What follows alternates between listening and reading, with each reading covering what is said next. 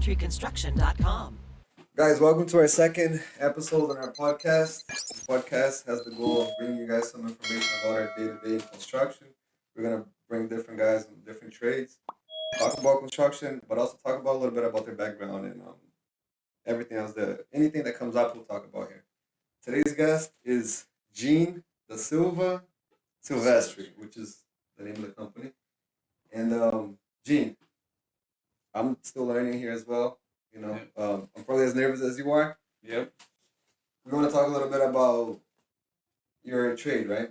Okay. You're in the tile industry. Yes, sir. And have you ever been in that industry? Did you start in the tile industry? No. I started in home improvement. Didn't really know what I really wanted to do at the time. My dad's always been in the tile business since early 90s, since he'd been here from Brazil. But I started the tiling after I realized that that's something I really like to do. But early on, I started just doing anything, really. I think my first job, which is the funniest thing, I knew I had to set a price hourly of what I wanted to make, and that was it. And I worked for a builder, Bert DeMartin Building. They're still in the Cape, great guys. I worked for them for a while. And then decided to go on my own. I worked for them for 3 years when I was 15. You started at 15? 15 years old I was. I dropped out of high school at 15, started working for them. I was probably 18 when I decided to just do my own thing. And I knew I needed to set a price, at least an hourly, of what I was making, plus a little more for gas. Like that was like my base. I was like, I just want to work for myself. I wanted to make my own hours. I wanted to be able to work the day I wanted to work or not work. At 18 years old, you already knew that you wanted to work for yourself. Yeah. Oh yeah. 18. I just needed enough base in the construction to work, and then I knew I wanted to be on my own. So at 18, I think I spent like $60 at Staples for some business cards. Didn't even know what I was doing. I think it just had my first last name on it, phone number, and I did carpentry. Like that was like the thing. That was your first thing. Well, it was like just home improvement, right? Okay. So I think I can't remember exactly what was on the business card, but it was like in those lines. And when I worked for Bert DeMartin, we did all kinds of things from frame to finish. But when I started out as a helper and quickly progressed to being a framer, and then I was doing finished carpentry, we would do all kinds of odd ends things that we couldn't sub out in time. So if we weren't subbing it out in time, our crew was doing it. And that's where I learned background. And when I got into doing my own thing, like I was getting back to, I think my first job was someone called me and was like, "Do you hang pictures?" And I was like, "Yeah, I can hang some pictures." Mm-hmm. And I remember it was an older lady in New Seabury, and she was like, "I need someone to hang a lot of pictures for me." And I didn't know how to price that out.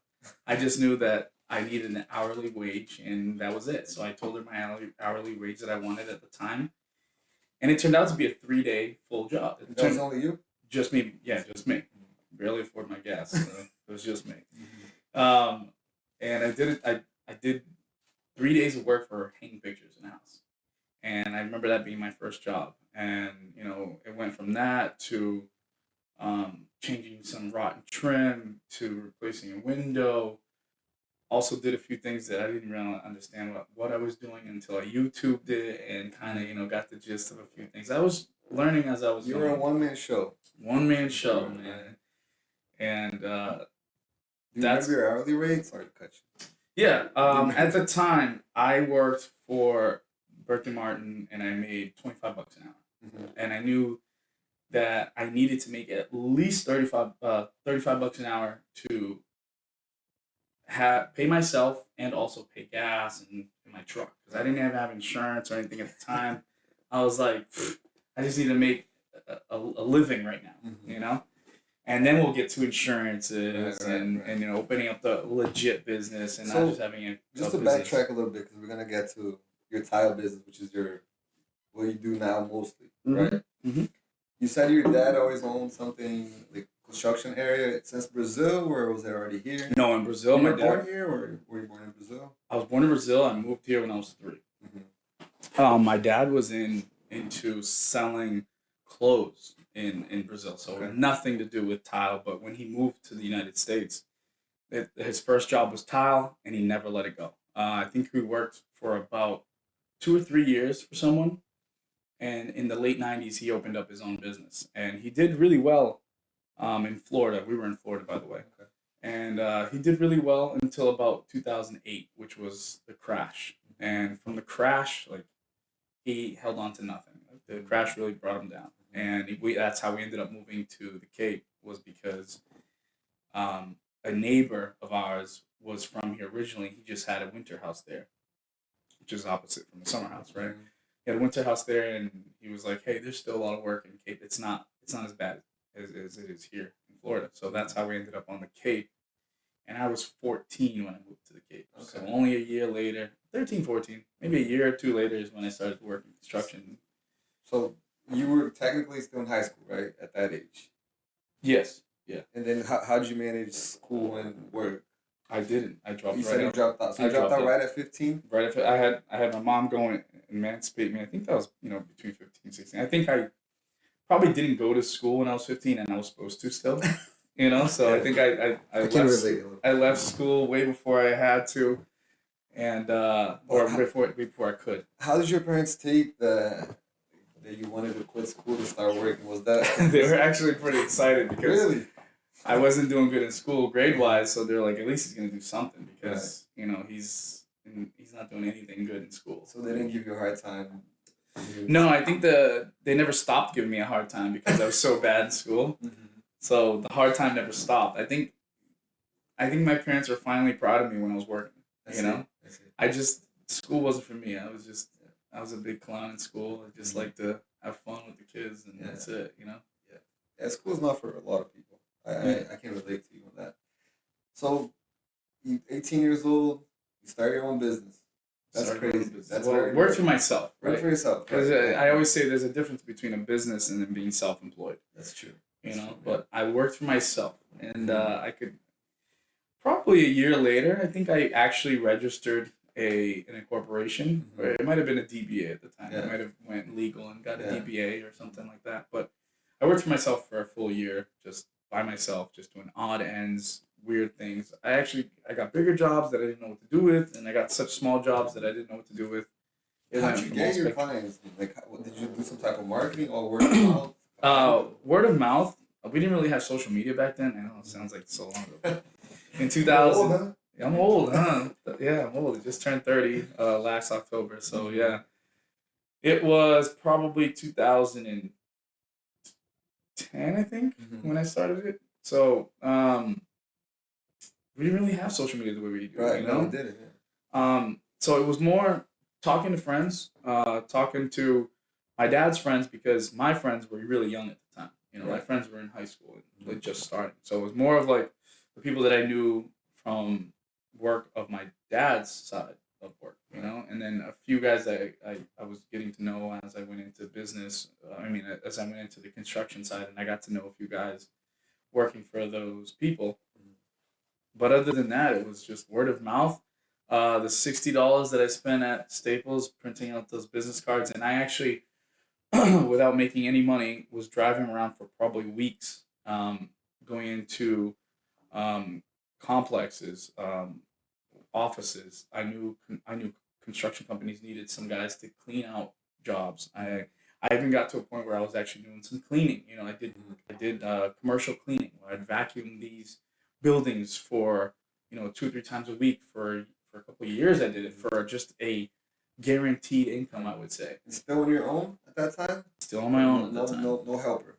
No helper. I actually pulled my dad out of his job 2 years in. That was your first person that you came to. First person that came to help me was probably a couple years in, that I felt safe enough to tell my dad. I think we have enough work for the both of us. That's quick. 2 years within that you were working for yourself. You were able to Yeah, and I'm being conservative. I think it was a little less, Mhm. but let's say it was like a year and a half, 2 years.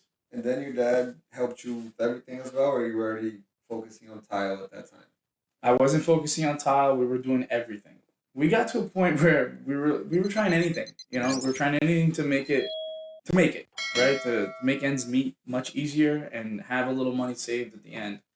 The luxury of working for yourself at first is time. You have a lot of time. That's in the beginning of working for yourself. You just have a ton of time that you didn't have when you work for someone else, because you have to request certain days off. You couldn't go on vacations without You have more requesting freedom. it. Yeah, freedom is like the first thing you feel when you work for yourself. You don't feel a lot of money. Right.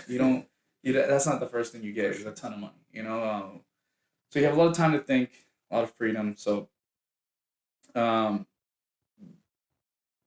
we were trying to figure out what can we make our most money, because we didn't realize how much freedom we had. Right. So we're trying to fill our time in versus just enjoying the freedom and Right. having our Right. our bills paid.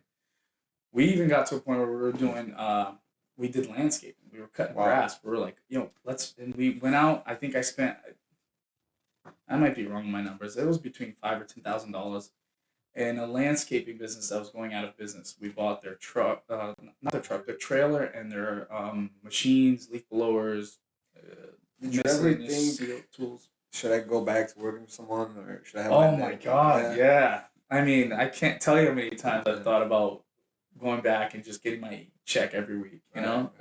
What held you back, you think? Like, what made you stay on the track of What your kept own? me going? Yeah. I think freedom. I Yeah. think I think the what really holds me back from ever going back to working for someone is me having to ask for a certain time off, or me just getting my stuff and just leaving for the day because I just don't feel like it, Right. or I need to go do something, or I have an appointment for something. It's like or I felt really trapped when I worked for somebody, because the responsibility is there to be for them throughout those days that you work for them. Right. And the fact that you can't just get up and just go to an appointment Right. without having to ask, Mm-hmm. I felt like I was in school, Right. and that's something I had trouble with. Right. I had trouble with authority over me. Mm-hmm. That's something I just it was never good for me. I just always wanted to be able to do what I wanted when I wanted to do it. Right. So you went. We say when you start your business, you don't make a lot of money. You have freedom, but as you start getting more work and grow your crew, you start making more money. You also start growing your headaches, right? Yeah, so that's why I laughed, because when I was saying that you have a ton of freedom, because I got to a point where I had the opposite. There was a ton of money coming in, a ton of guys working, a bunch of cars, a bunch of business, and no time. And like I've mentioned to you before, I'm good at the selling. Like, I can sell work. I'm really good at talking to people, no problem. I can connect really easily, and I know the work. Like, I was in the work, so like I know the product, I know the service really well. But as far as administrating and controlling, managing guys Mhm. and money, that was a big issue for me. So I got to a size where I capped my intelligence as far as administrative sides went. Right. And on the administrative part, I was like, I don't know what to do with all these people, the time, like the money was coming in as fast as it was coming out, Right. because I just didn't have that money management Mm-hmm. or people management. Like, Mm-hmm. you know, how to deal with guys' hours, control everything, what dollar was spent on certain jobs. So, um, you know, job cost versus profit cost on Right. the job. I have no idea. If you ask me what my job was profiting, I would say I don't know. I just know I'm making something. Right. Which is totally wrong. And especially when you have that many people, that many jobs going Yeah. on, you should definitely. That's when you start tightening down Right. on what's costing what. Yeah. But you had to learn it on your own, right? Because you didn't. Did you have a mentor that you could?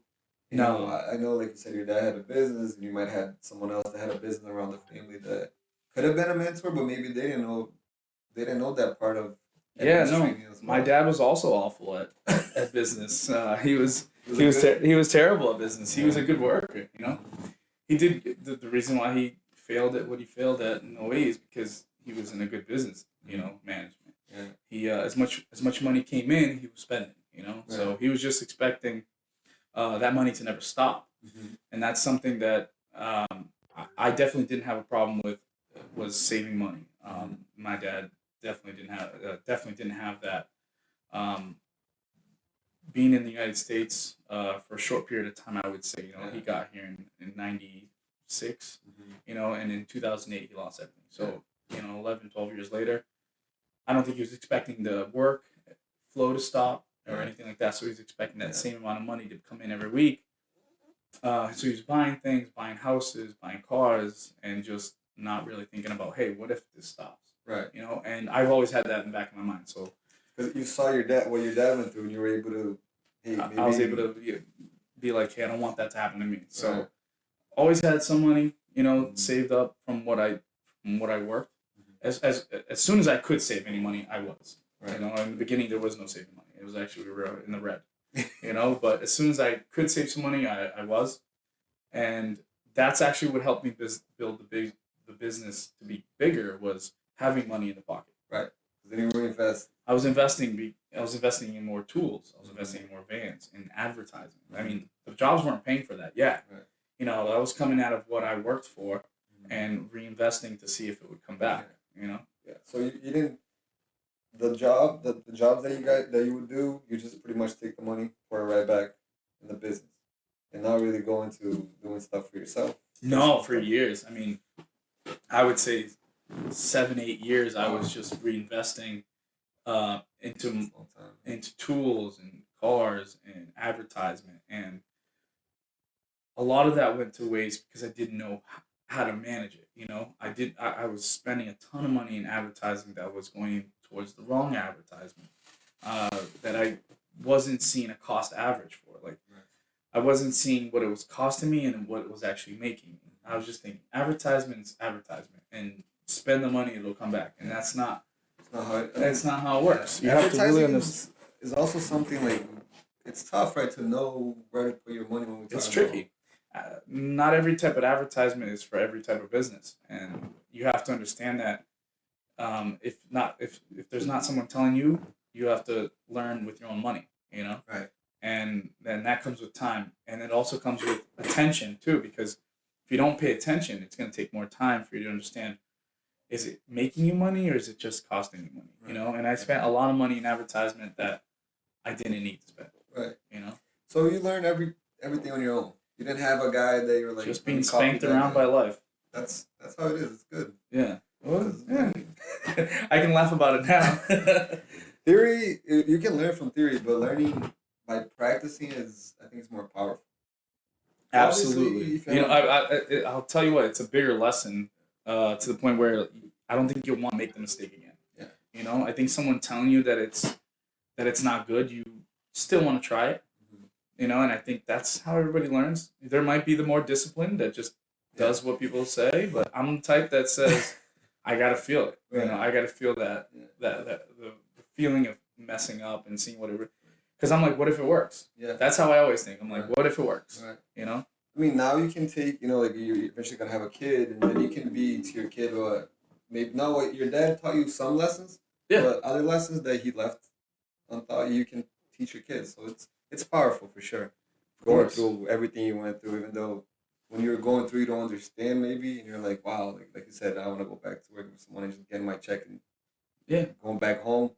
But after, when you look back, it's all worth it, right? It's all hindsight, It's like, I look back now, and honestly, if I think about it, I'm like, the progress was like the funnest part. Not having the money to do things and wanting to do it, and just looking forward to do things and finally getting there, and the next step and the next step. And you always find yourself looking for the next step. Because I remember, I can't wait till I buy my brand new truck. Oh, I can't wait till I buy my brand new trailer. Oh, I can't wait till I have your vans, right? I remember you telling me about your vans. And now you have all black vans. Yeah, right? I couldn't wait for all my vans to look the same and have the same model, and you get there, and you something I'm starting to learn at 30 is you're always going to look for just a little bit more. Right. And I lived in that for so long that I forgot to live in the present of what I really have, and I'm starting to learn that now. Yeah. Is to enjoy what I'm having versus to try and enjoy what's in the future. Yeah. You're never gonna get there. You never live in the future. Exactly. You're always living in the present. Exactly. And that's something that is really, really helping me out nowadays, is like the present is exactly what it is. It's the word. It's a present to us, Exactly. And that's hard to grasp and take control and be like, this is cool. This is fun. This is where I'm supposed to be right now. It's funny how like as we get older, we start maturing and seeing these things, right? Like things I would have never thought about. We would think it's like a corny conversation a few years ago. Talking about the president's a president, all that stuff. Now I feel it because of how much we got hurt. Throughout the time. It's like now I look back and I'm like, man, it was so fun doing what I was doing. Having the beat up truck and not knowing if you were going to get to work with that truck. Not knowing if you were going to make the bills because some client or some contractor wasn't paying on time, and those aren't as much of worries anymore. Like I was talking to someone not long ago about like way back when I was starting. Like I knew what I spent on gas that day. Today is we have 6-7 trucks go around and they're filling up by trucks and cars. I have no idea what gas is anymore. And that was it was such a worry of I'm gonna put $100 in gas today on this truck. And it's like all these trucks are getting filled up. It went into a different worry.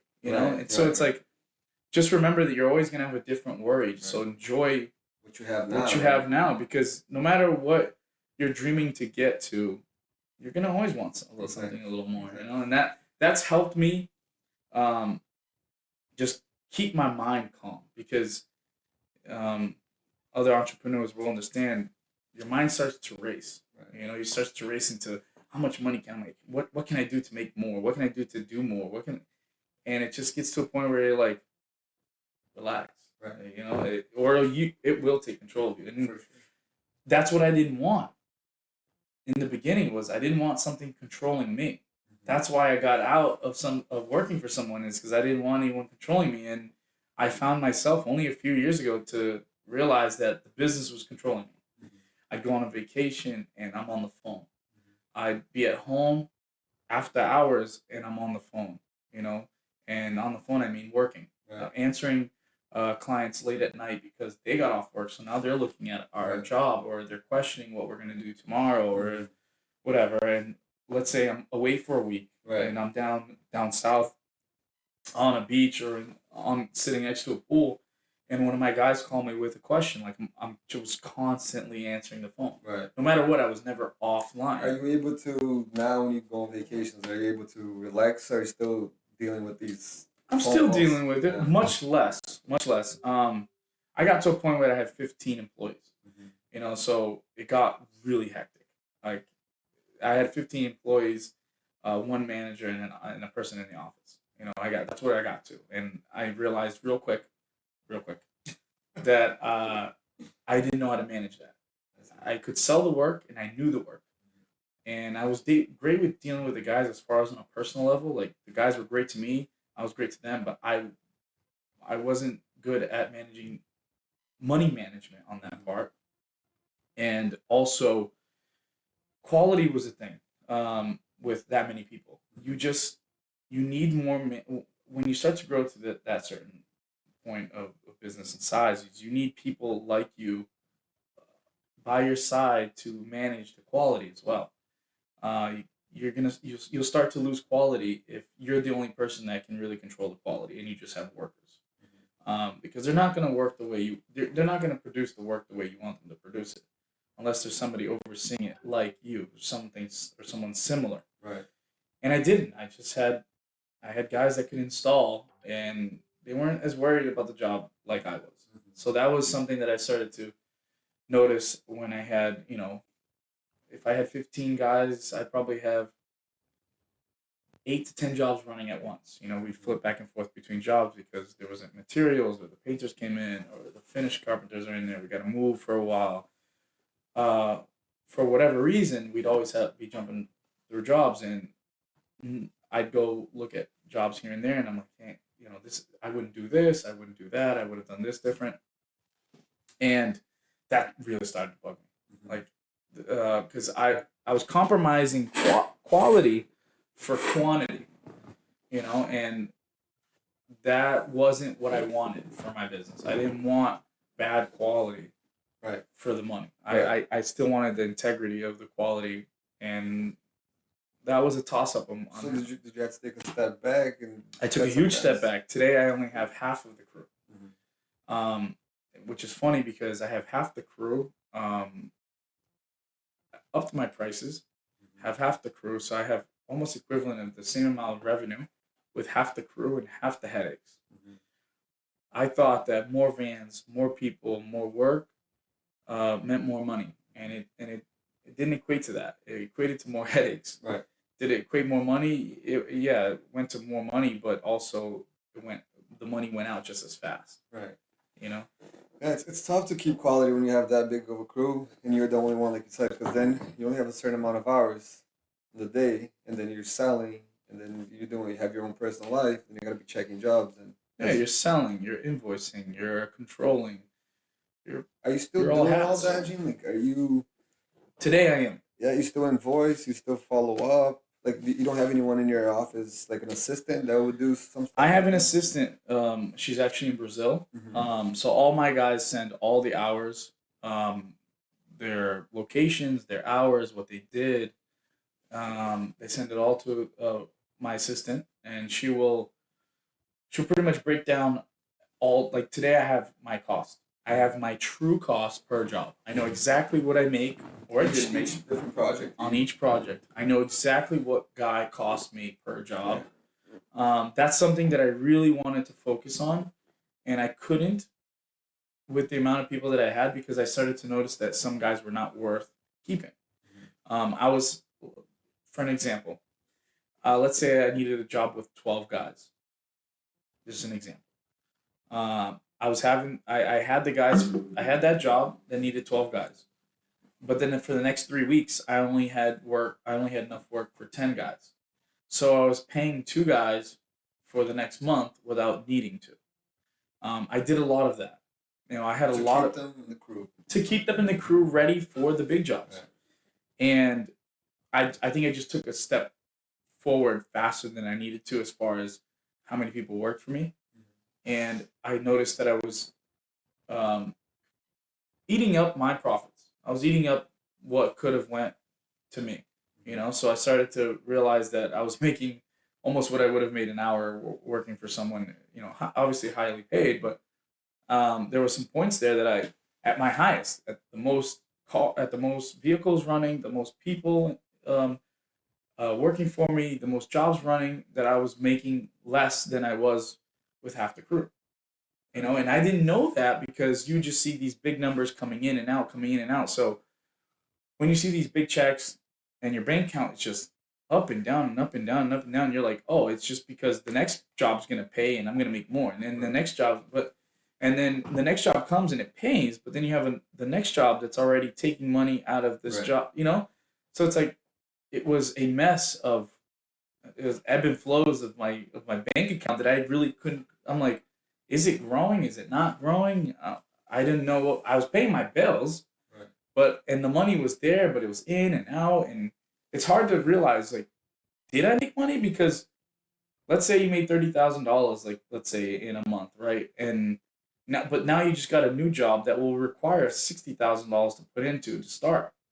So you put it in, and then you had the 30 that you had made, and now you're negative $30,000, and you're like, no, it's okay because this job is gonna pay out way more in the end. So you just keep the next job goes, and the next job goes, and that's stressful. It's stressful. So that's why you need somebody that's really good with numbers to realize, hey, even though this job's gonna cost us a certain amount to start, this job didn't make any money. And that's something I didn't know. I just knew that I would sell the job at a certain price.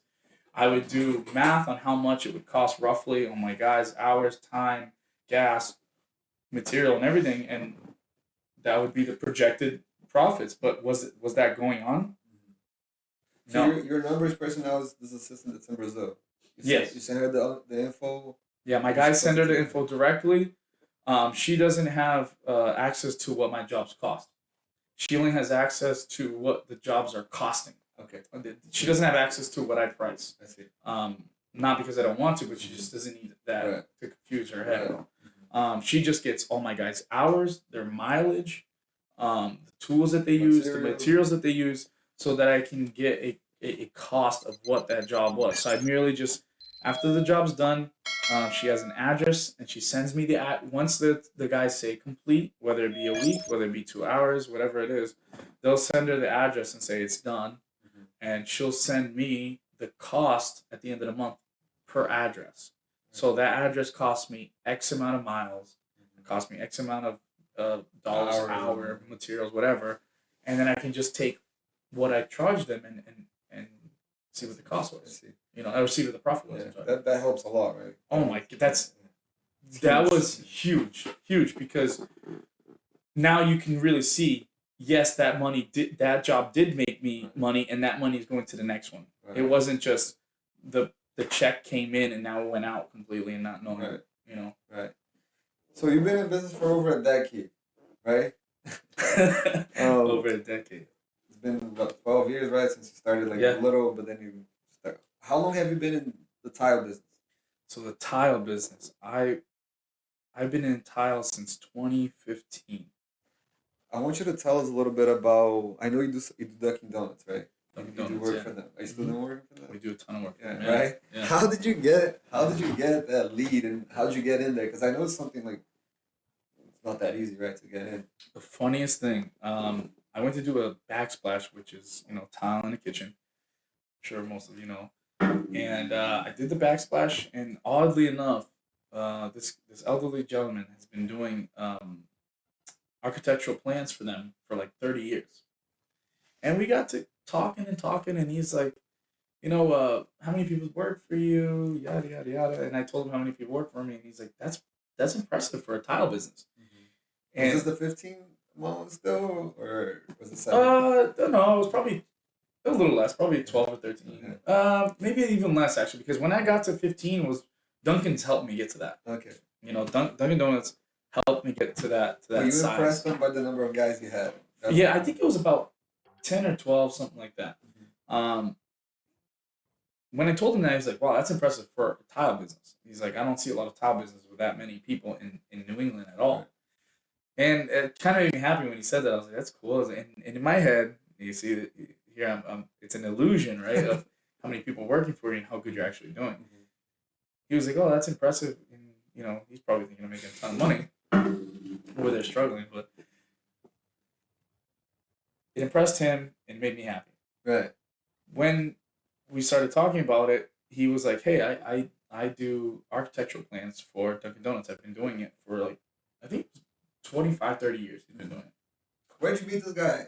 Where did you meet him? So he was in Centerville. Yeah. He was a lead online. He just wanted me to do a backsplash for his kitchen, for his personal. This is his house. Okay. Yeah. Okay. And we got to talking, and he was impressed with the numbers of people, the number of people I had working for me, and he had mentioned that one of the project managers was complaining about a tile guy. And lo and behold, I said, hey, give me his contact. I think at the time I said, the backsplash is free. Mm-hmm. I do one store, and I'll give you the backsplash. Mm-hmm. So I did the backsplash, didn't request payment, and it took like 3 months, I think, for me to finally do one Dunkin'. And I remember calling him like, hey, I did one. We got in. And he was like, great, my backsplash is free, right? And that's the first thing he mentioned was like, all right, so my backsplash is free. And I was like, yeah, your backsplash is free. Don't worry about it. Yeah. That was 4 years ago today. Wow. Yeah. And you've been doing Dunkin' Donuts ever since, right? Yeah, we started out, we did one, and the contractors loved us. We did one Dunkin' that month, and the next month he called us like, hey, can you handle 2 Dunkins? Mm-hmm. And I was like, of course. Even if I couldn't handle it, I was gonna take it on anyways. I was like, yes, of course we can handle it. We did 2 Dunkins. The next month we did 2 Dunkins. We probably did 2 Dunkins for like 6 months, and it was great because it was a system where I no longer needed to be involved. I could send the guys, and they would just go by the blueprints. Like, it was easy. I mean, Dunkin's has about 6 models of how they can do Dunkin's. And it's just easy. The contractors just say where the tile goes. They just fly. They just go. Yeah. It's just an easier administrative part of the business. Yeah. I remember seeing you guys work long hours, right? You guys got busy for. Yeah, the Dunkin's. The thing with Dunkin's is I pay my guys more, because they want it done within. So something that would take typically maybe 2 weeks, we have to give it done with 2 to 4 days. Okay. Wow. They're typically with the renovation with Duncan's, they want it done in 15 days. The whole renovation. This is not just tile work. I'm talking about demo to finish. They have 3 stages where it's stage 1, stage 2, and stage 3. Obviously, stage 1 is cosmetics. Stage 2 is cosmetics and sub cosmetics and semi-structural, and then the full one, which is structural. And the structural one is 20-30 days full reno, and then the stage 2, which is the most common, which is when we get involved, is 15 days. So if we're doing 2-3 days worth of work, everybody else has about 2-3 days worth of work. Everybody gotta move quick. Everybody has to move quick. So we pay our guys more because we're gonna be working throughout the night. Usually out of state, they're staying in hotels, and we have to get it done. It's go go go. So if it's a husband or a husband, they're gonna stay away from their wives, and they're gonna stay away from their kids for a night or two. We try to schedule them for, right before the weekend so that they can be back, at least on Sunday. Yeah. But they'll be away from their family for a couple of days out of the week. We got to a point last year, middle of last year, we were doing 4 to 5 Dunkin' Donuts a month.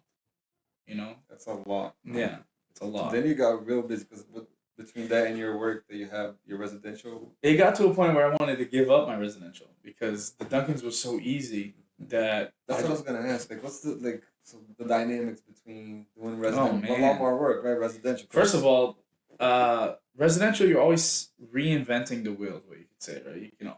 You're always selling to a new client, meeting a new client, meeting a new personality, not knowing how that person's going to treat you throughout the job. Let's say it's contractors. A contractor might have a job today, not have a job next week. Contractor might be just pricing you out multiple times, through multiple contractors, just trying to get the best work. With the commercial side, they want somebody they can't fool around and be getting prices. They don't have time. One, they don't have time for that. Two, they don't want to deal with someone different, and then the timeline screw them up. That can cost them the hundreds of thousands, not even tens of thousands. It could cost them hundreds of thousands because these stores are selling between $10,000 and $30,000 a day. Right. So every day they're not selling. It's within the contract. So like if these contractors are late by 3-4 days, they could be paying $100,000 worth of sales. It's all in the that's so they don't have time to be fooling around and getting the cheapest Joe Blow. Once they like you, you're in. As soon as you prove that you're worthy of it, you're in. It would be hard to get kicked out. Of a system like that because they trust you. They don't want to go test a new guy out. They don't. That's the last thing they want to do. So as long as your numbers are fair and you get the job done, you're golden. And then you go to residential. You go to a client's house that doesn't know what tile they want. Oh, and then you go to residential where I call it holding hands. I mean, you got to hold their hands throughout the whole project and make sure that they feel. That's all okay. you. And that was all me. I mean, I was the people person as far as my business. You still do that, right? You're still the one that goes to the bathroom cell and help them pick out the tile. Go to the store. You still go to the store with them? I try not to go to the store. I did that a lot in the beginning, and I realized that was horrible. I mean, now I send them to stores where they can meet someone that's at the store, and they'll help them with the design project. Yeah, because I did that a lot in the beginning. It was being nice, trying to sell work, but it was just that was painful. It's horrific. Right? They could be in there for hours, 3 hours. I mean, because there's the siting, right? Bathrooms where we live here, they're not. I don't want to use the word cheap, but they're a good amount. Like their quantity. Yeah, it's subjective to what's a lot of money or a little money, depends on really each person. But how much would you say is an average bathroom? Average size? Bathroom? You're no less than $20,000 for a small Cape bathroom. We live in Cape Cod, but no bathroom remodel is less than $20,000. And they can go up to oh man, I've done a $150,000 bathroom. Is that the most expensive bathroom you've done? I think so.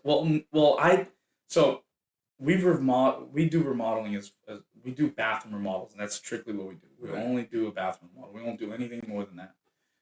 But we actually installed. So I don't know exactly what the price of the entire bathroom was, but the tile itself in one master bathroom, the tile that was purchased was $150,000. The tile that was purchased, Just a tile. which was a funny situation because when the tile got dropped off, I priced out the job as a regular bathroom. So when the tile got dropped off, it was actually the painters that snitched out the contractor. Now I won't say any names about the contractor or who the painter was, but I was on a job and the painter was like, "Did you see the tag on the pallet?" Right. And I go, "No, why?" And he's like, "You might want to look at the tag on that pallet." He goes, "The reason why I looked at the tag is because the pallet was so well packaged. I wanted to see what the tag said. Right. You know what it was. We didn't know it was tile." That's the painter telling you. The painter was like, "I wanted to see what was in the pallet because the pallet looked so nice." So he gets to the tag and he sees the price of the whole bath of the, and it was just one bathroom. This is one bathroom. One bathroom. This is one master bath tile. This is just the tile for the shower and the floor. This is a tile for the shower and the floor, and this is they did all the walls in this bathroom, but it doesn't mean anything. I mean, you're talking a few hundred extra square feet. And this is a big bathroom. It was a big bathroom. It was probably 12 by 15. You know, with the shower. Right. I remember him saying, "You might want to take a look at that tag," and I looked at it and I almost fell back because it wasn't 1/16 of the price that I charged him for. You know, obviously the install. So I'm like, what if I mess this bathroom up? I'm going out of business. Like, one bathroom cannot take me out of business. So I had to reach out to the contractor, and when I did, he was surprised that I found out about the price. He wasn't surprised that I was going to charge him 3 times of what I was already charging. Right. Because I was like, it's not worth it to me if I don't do it for this price, you know? And he understood, but it was a little shitty of him not to tell me how much the tile was, you know, before I started the work. Right. So you would never have known if you were painted, or not your painter, but the painter. The painter, yeah. Which I thank him till this day. You gotta give him a backsplash. I think I gave him a couple painting jobs. I think we're good. We're even now.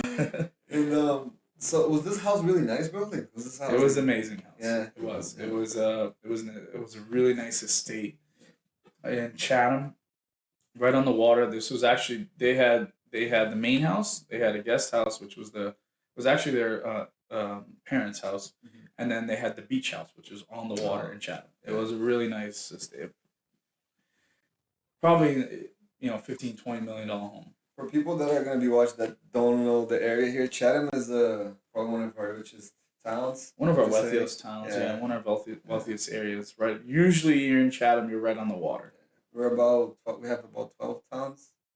Yeah, you got me on that one. Somewhere around like 10 to 12. Chatham is always good, right? Chatham's good. Chatham's great. Oyster Harbors is great. Yeah. P-Town, P-Town has always been. You like working in P-Town? Like I don't like working in P-Town. I like the money that it brings. Yeah. Usually we'll our prices are double in P-Town. Yeah. It takes.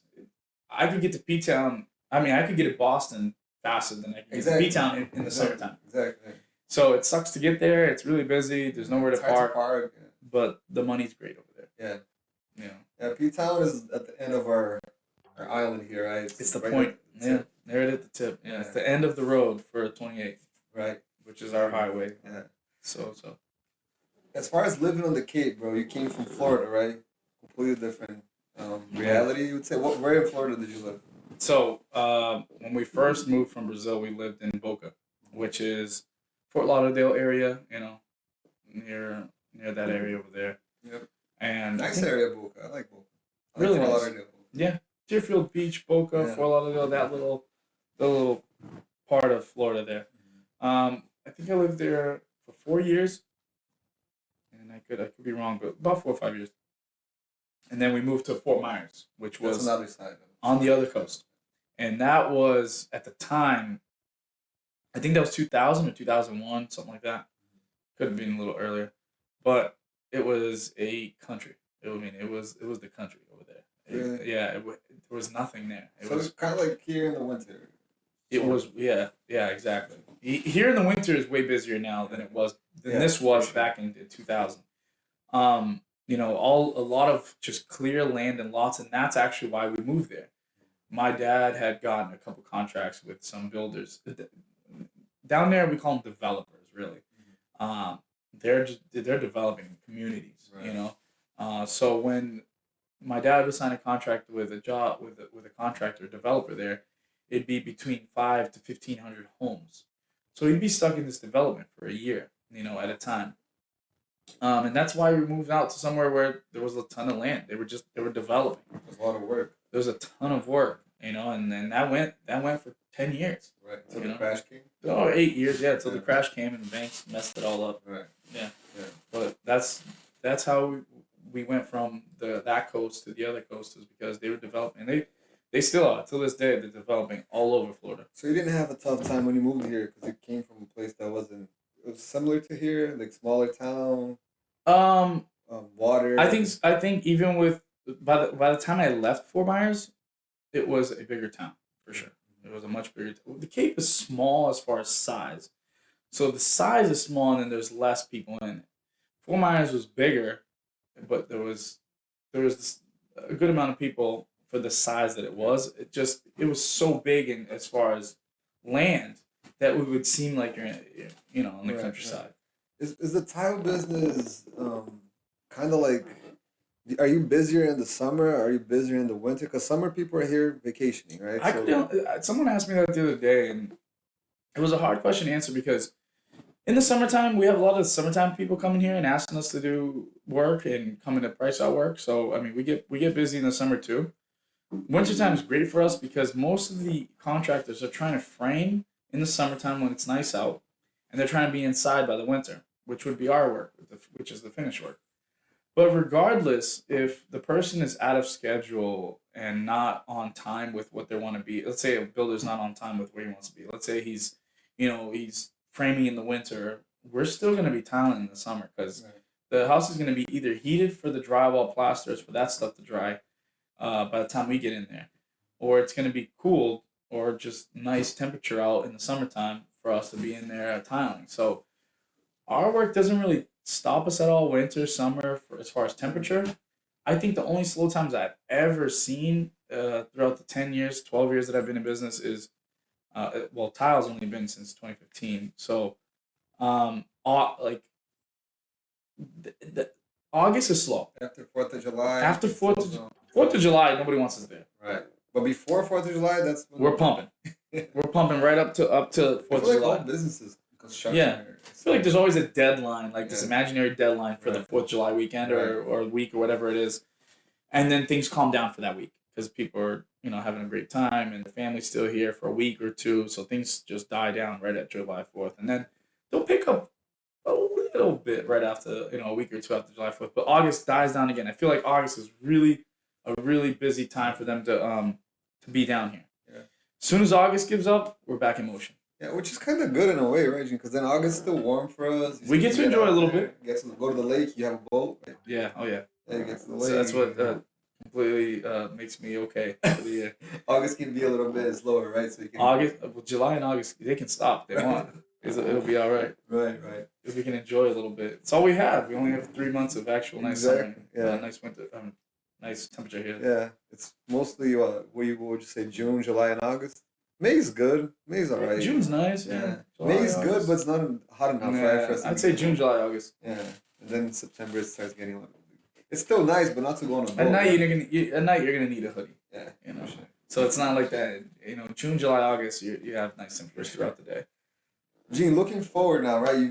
You've been in business for a while. You've accomplished good things. I know you a little bit, obviously. You know a lot of people here, right? You know the community. Your business is growing. Looking forward, like 5, 10 years from now, where do you want to see your business at? My Have you thought about business, yeah, I have actually in the last year or so. I've thought about it. Like I said, I've been downsizing, and that's kind of what I want.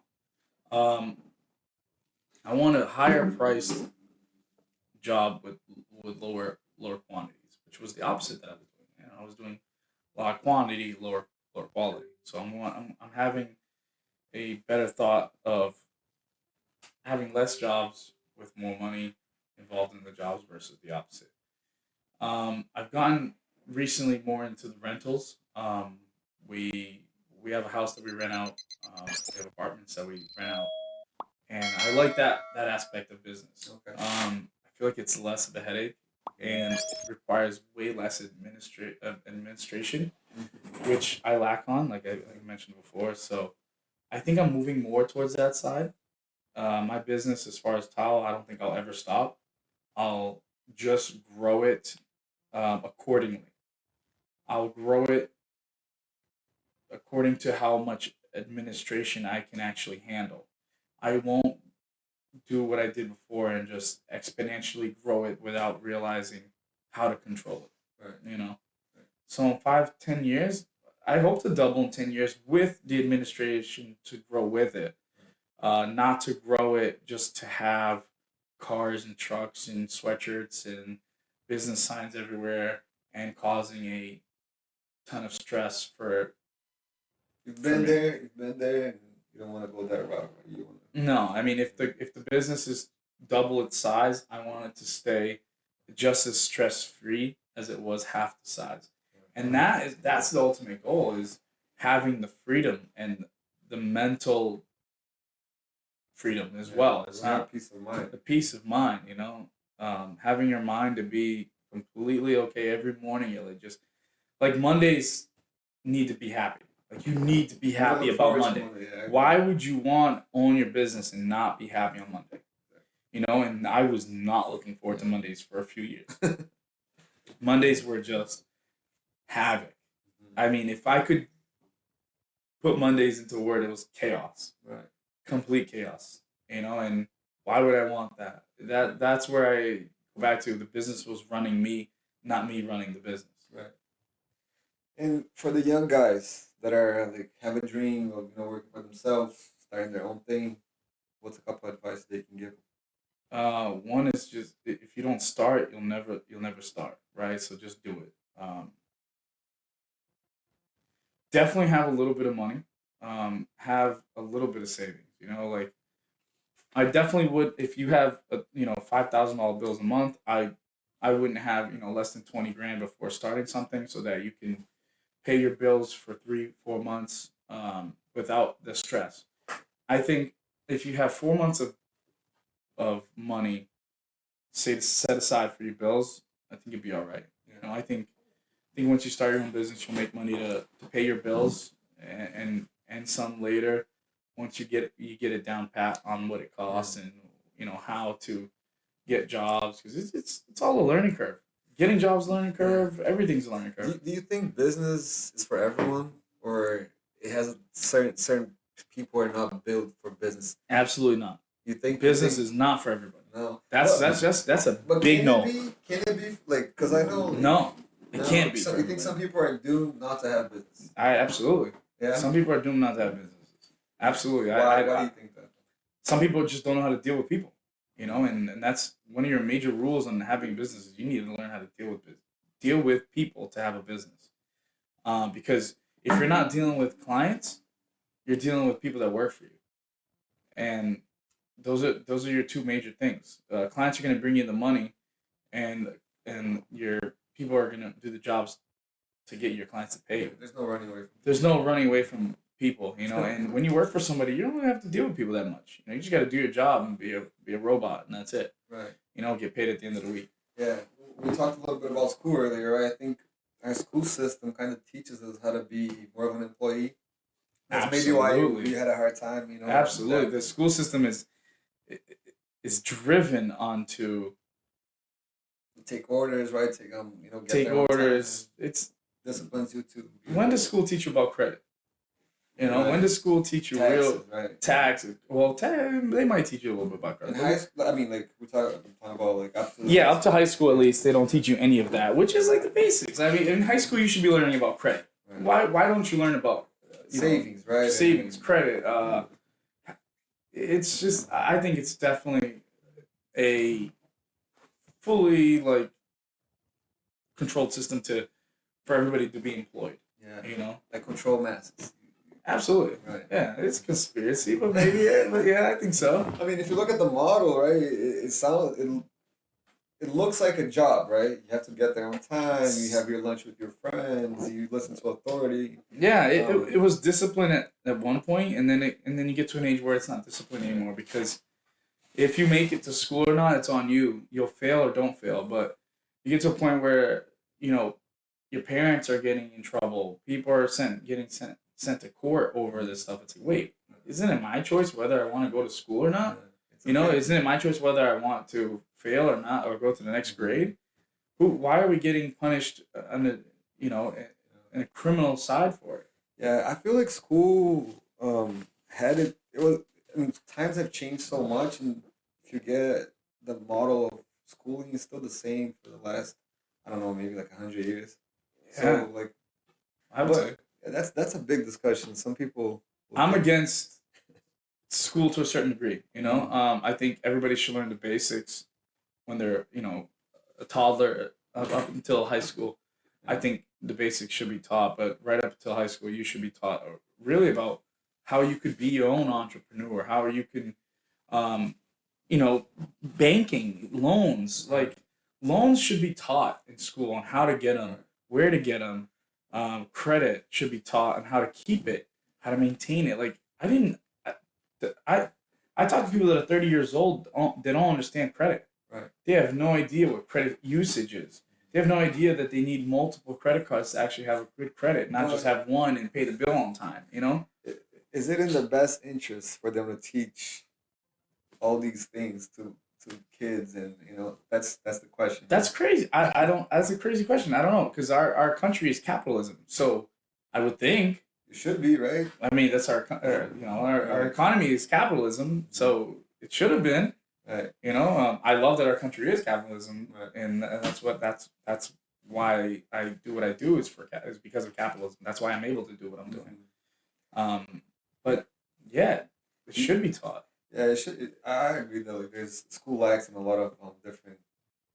It could be better, much better. I also had a hard time in school because, like I said, I think it's more driven to people that I don't want to say want to be employees, but I think it's one model that will fit. It will be good for one type of person, but it will not be good for three, for other three. Right. So it's It's not for it's everybody. no, Just it's like business is not for everybody, and it should be a choice to a certain degree. I think going to school should be a choice.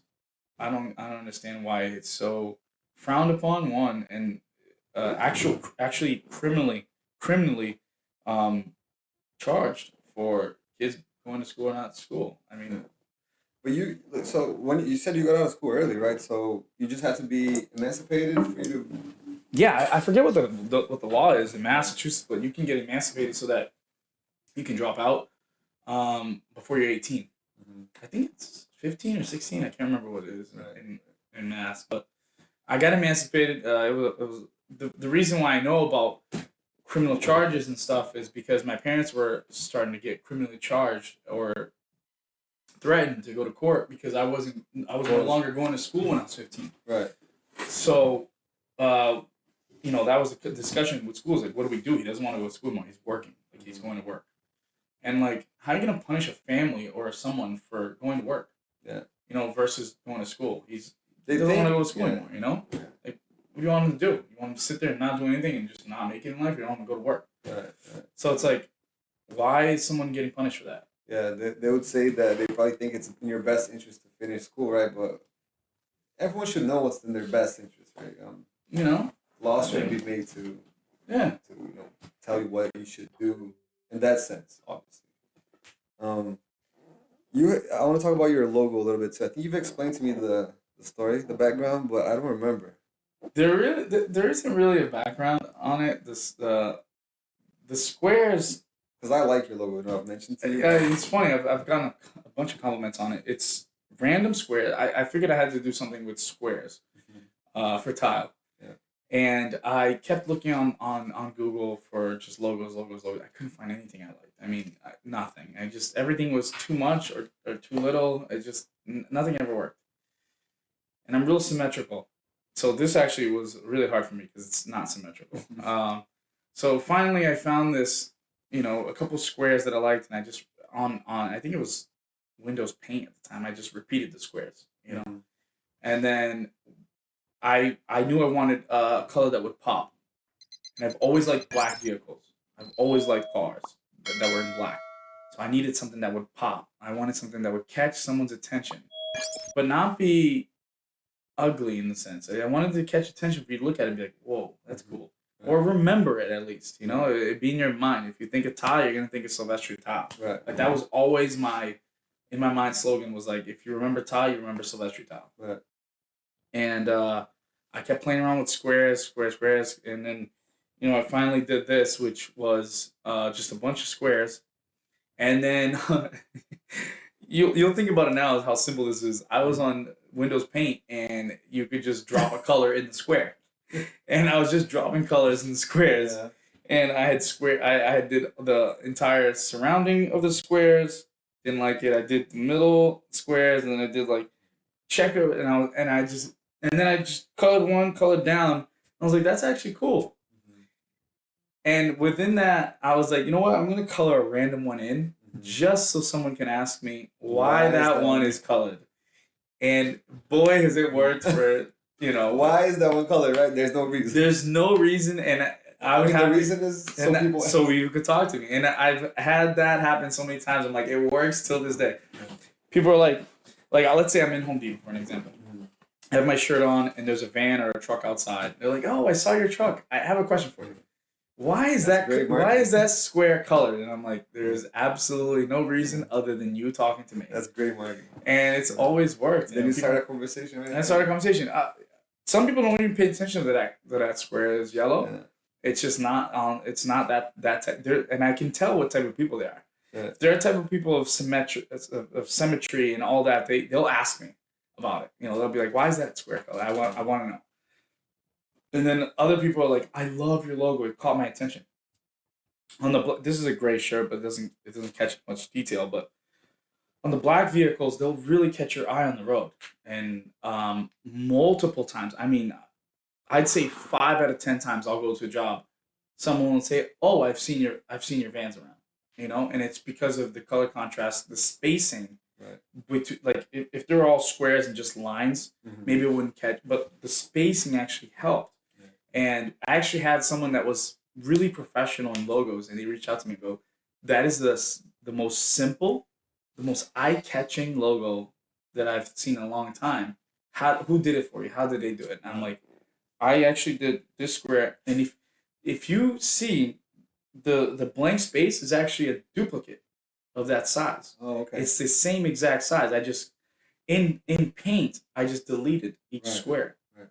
It's a whole square, but you just deleted the squares and colored in the other ones, and lo and behold, we have this. It's good.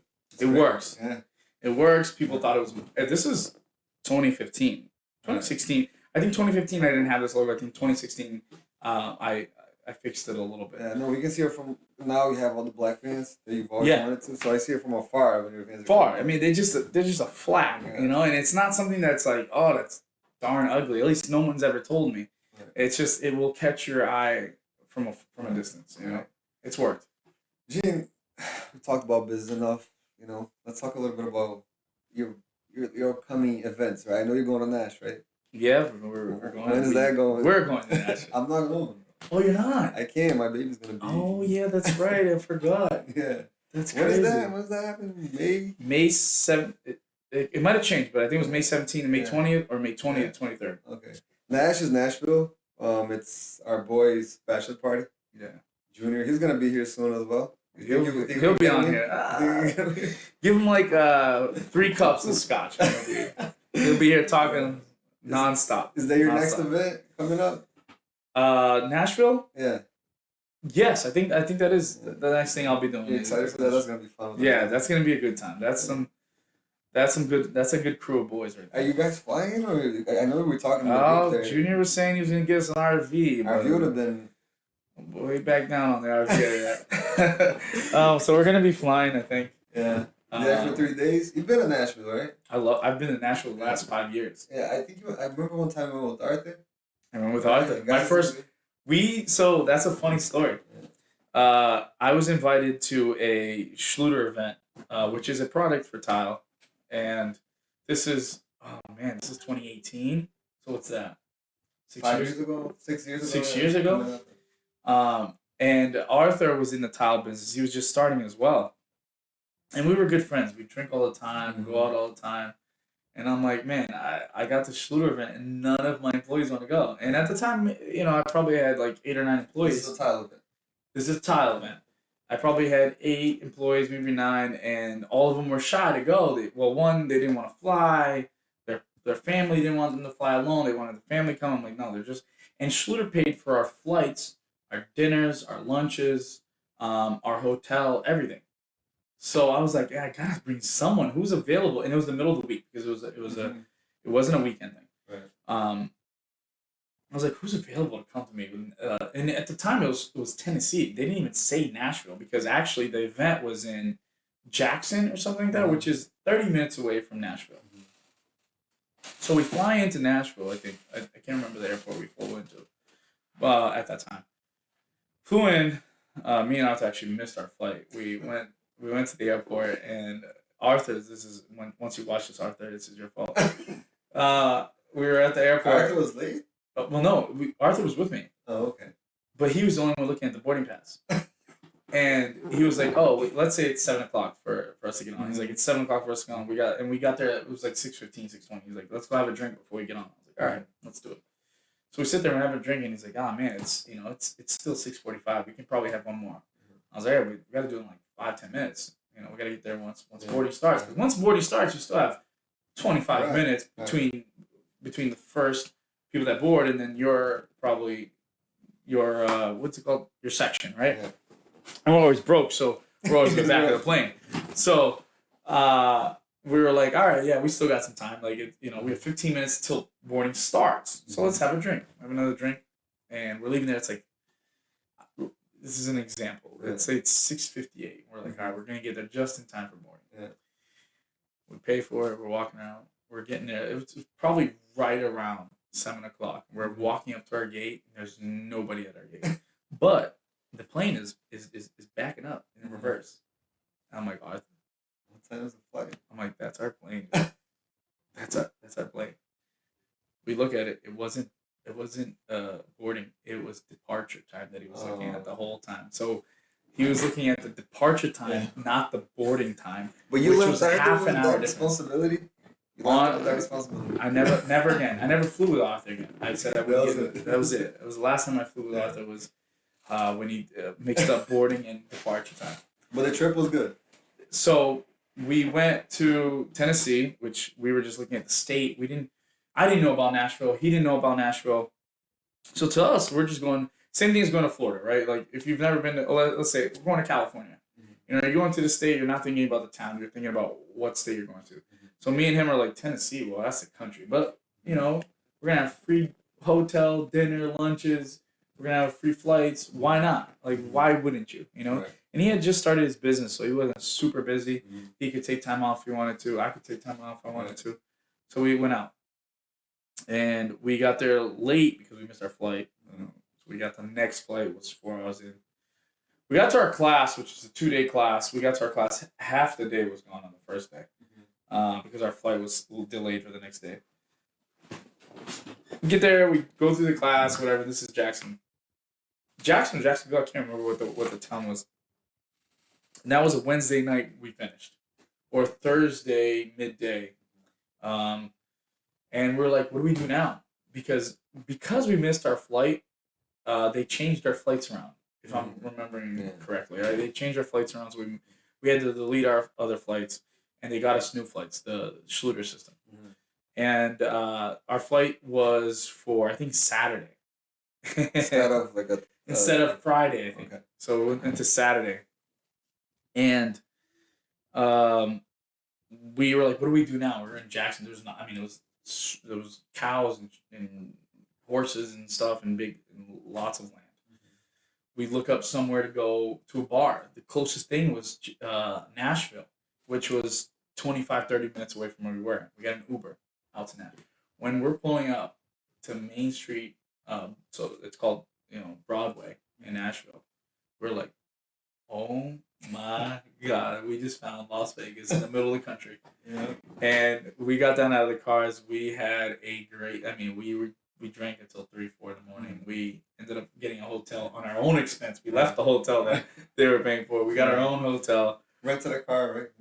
We rented a car because we were like, there's no way we're not going to have a car around here.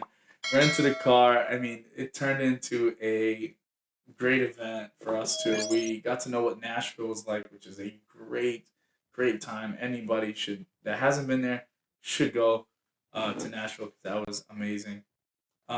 We ended up getting our own flight back on Sunday. We didn't even care Oh my about God. the flight. So you guys had a blast. We had a great time. I mean, we were like, just forget about that flight. So Arthur did you guys a favor.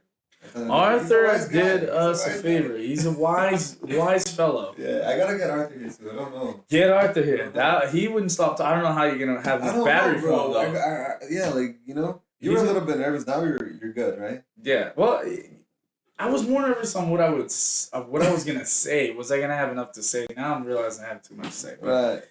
I wasn't nervous as far as I think when we said it was on and it's ready to go. I think I got a little nervous. I got a little sweaty, but I still get nervous. I mean, it's only my second episode, right? So like we're learning together. Yeah.